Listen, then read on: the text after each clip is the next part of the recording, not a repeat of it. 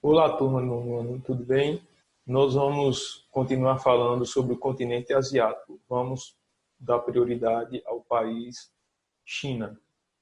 Nós vamos analisar alguns aspectos. Hoje, nós vamos ver principalmente os aspectos econômicos. Posteriormente, nós vamos ver a questão dos aspectos naturais, certo? Bom, então, sobre a China, preste bastante atenção. A China é uma potência emergente do século XXI, o país que mais cresceu economicamente no mundo nos últimos anos. Nós vamos analisar aqui alguns aspectos.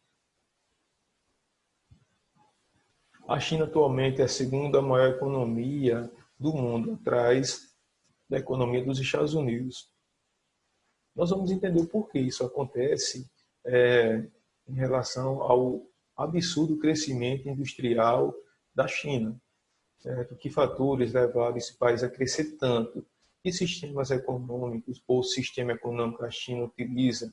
Por que essa dinâmica tão forte com esse país em relação ao crescimento? Nós vamos analisar. A China influenciou o comércio mundial ao longo dos anos. Bom, já recapitulando uma parte sobre o comércio mundial, a China hoje vende praticamente para o mundo todo produtos industrializados com preços muito baixos por conta da sua mão de obra, certo? Que é mal remunerada, vamos dizer assim. Em alguns casos, pode citar até mão de obra escrava. Nós vamos ver mais na frente também com as influências, porque muitos países resolvem abrir filiais lá na China. O que é que eles ganham? Certo? Porque essas empresas, grandes corporações, resolvem produzir na China. Vamos analisar isso também. Bom, como eu falei agora, a mão de obra barata muitas vezes escrava, contribuiu para o crescimento econômico da China. Certo? Lembrando, pessoal, que é um país que tem a maior população do planeta. Certo? Mais de 1 bilhão e 350 milhões de habitantes. Um mercado muito forte. Aí o que acontece? Mão de obra abundante e na China não tem leis trabalhistas mais, vamos dizer, flexíveis ao trabalhador. Tem muitos chineses que trabalham o mês todinho e o que ganha não dá nem para necessidades biológicas, ou seja, alimentação. É isso mesmo. Então tem que recorrer à ajuda de amigos. Por isso que a China, apesar de ser a segunda economia do planeta, ainda é considerada um país subdesenvolvido e emergente. Subdesenvolvido que é um dos critérios que avaliam desenvolvimento ou subdesenvolvimento são os problemas sociais. E a China, apesar de ter muito dinheiro, é concentrado na mão de poucas pessoas e a maior parte da população chinesa passa privações. Isso faz com que a China se configure ainda no grupo de países subdesenvolvidos. Bom, nós sabemos que temos 3 grupos de países: os desenvolvidos, os ricos, industrializados, temos os subdesenvolvidos agrícolas, que são os piores, e subdesenvolvidos industrializados, que são considerados países emergentes. É o caso também do Brasil. Tá certo? Então, configurando, apesar da China estar na segunda economia à frente da Alemanha, da Itália, certo? Reino Unido, a China ainda é considerada um país subdesenvolvido, porque não é somente a questão econômica que mede o desenvolvimento ou subdesenvolvimento. Vamos adiantar aqui. Olha só, fatores contra.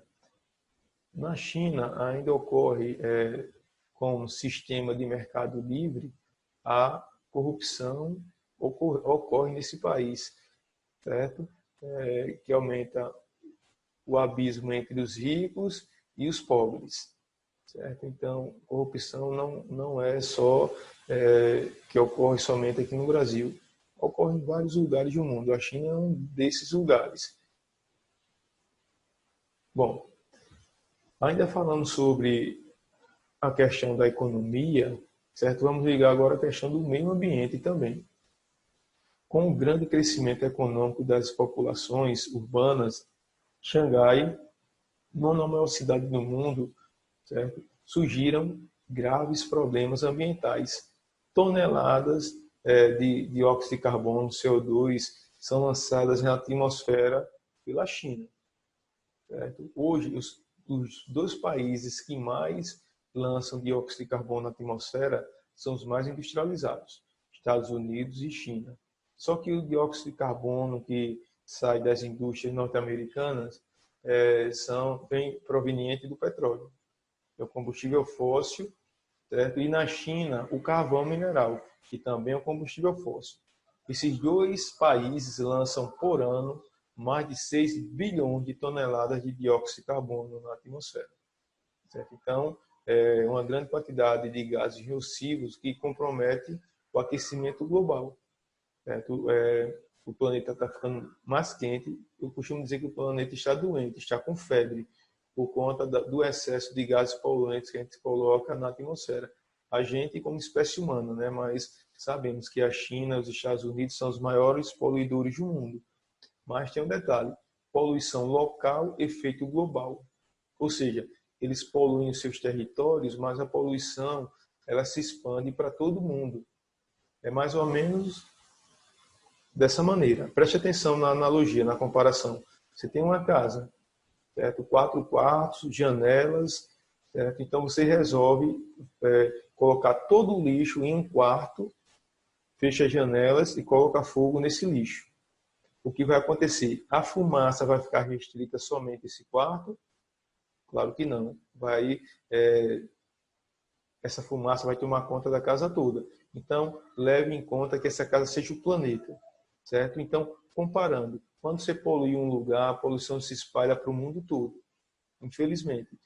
Nessa questão ambiental, certo? Mais adiante, nós vamos falar sobre os protocolos, as conferências das partes sobre o meio ambiente, vamos falar sobre o protocolo de Kyoto, por exemplo, que é o mais famoso, certo? E de outros protocolos também, tá certo? Então, sobre essa questão ambiental, sim, pessoal, esquecendo, atualmente, com essa pandemia, houve uma desaceleração do setor industrial no mundo todo, praticamente. Começou na China. A pandemia começou nesse país, afetou a produção industrial. E, por incrível que pareça, o ar ficou mais puro nesse país, por conta da diminuição das indústrias, da queima dos combustíveis fósseis, fez com que o ar ficasse melhor para a população. Certo? Mas é por pouco tempo que a China já está voltando a produzir em larga escala e a poluição vai continuar. Bom, então nós já vimos que a China é um dos países mais poluidores do planeta. Mais à frente nós vamos ver que eles estão tomando medidas de preservar, de conservar, mas não são ainda tão efetivas para diminuir o grau de poluição desse país. Vamos mais adiante. Observe aí a questão: 2 trabalhadores, um norte-americano e um trabalhador chinês. Nós vamos comparar aqui esses 2 trabalhadores. Você tem salários, trabalho diário e por semana. Bom, aqui no Brasil é parecido com os Estados Unidos em alguns aspectos, tirando salário, por exemplo. Mas vamos lá. Um trabalhador norte-americano, eles recebem uma média de $3.340. Certo? Se for converter isso para reais, colocando uma cotação aí de R$5, $1, certo? Você vai ter aí uma faixa de R$15 mil por mês. Já um trabalhador chinês, eles ganham uma faixa de $160. Vezes 5, dá mais ou menos R$600, um pouco mais de R$600 por mês. Então, quando você converte um trabalhador norte-americano, eles vão ganhar mais de 15 mil, um trabalhador chinês, uns R$600. Bem, isso quando a empresa paga o salário mínimo correto. E as horas trabalhadas? Na América do Norte, eles trabalham 8 horas por dia, igual aqui no Brasil. Trabalham de 7 às 11 e de 1 às 5. Certo? Lá na China, 10 horas por dia, sem esquecer que algumas empresas, eles trabalham mais. São, como eu falei, trabalho quase escravo, chegando a 14, certo? Às vezes até 16 horas por dia. Analisando aqui ainda, por semana, trabalhamos 5 dias, de segunda a sexta, nos Estados Unidos, e na China eles trabalham os 7 dias. Observe aí a diferença entre o trabalhador chinês e o trabalhador norte-americano. Olha, denúncias de jornada de trabalho de 16 horas, empresas que pagam menos que o salário mínimo regional, pagam 96 dólares, são comuns em algumas partes da China. Você vê a disparidade. Bom, vamos analisar outros aspectos econômicos da China. Bom, observe, a China abriga mais de 1 bilhão e 300 milhões de habitantes que podem ser vistos como força produtiva e consumidora inigualáveis do mundo. Ao longo da sua história, a China vivenciou quase 5.000 anos de império, período sob domínio britânico e japonês, ainda no século XX. Geopolítica. Já em 1949, os comunistas fundaram a República Popular da China. Nesse mesmo contexto, nacionalistas fugiram em massa para a ilha de Taiwan, República Nacional da China. Observe aí no mapa. Bom, Taiwan, República Nacional da China. Você tem aqui a localização, não é isso? Oceano Pacífico, ponto culminante, quase 4.000 metros. Você tem uma área considerável, uma população de 23 milhões de habitantes, e a densidade demográfica de 668 habitantes por quilômetro quadrado. Já por exemplo, aqui é maior do que a do Brasil. Do Brasil tem uma média de 25 habitantes por quilômetro quadrado.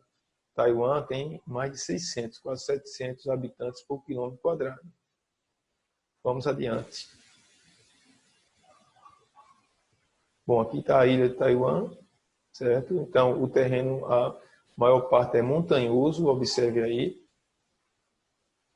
Sim, prosseguindo. Sobre a China, Mao Tse-tung, esse cara foi o fundador, passou mais tempo na China e fez uma reforma agrária, população majoritariamente no meio rural. Mudou, certo? Esse cara, ele criou na década de 70 as zonas econômicas especiais na China. Preste atenção que isso é muito importante, pessoal.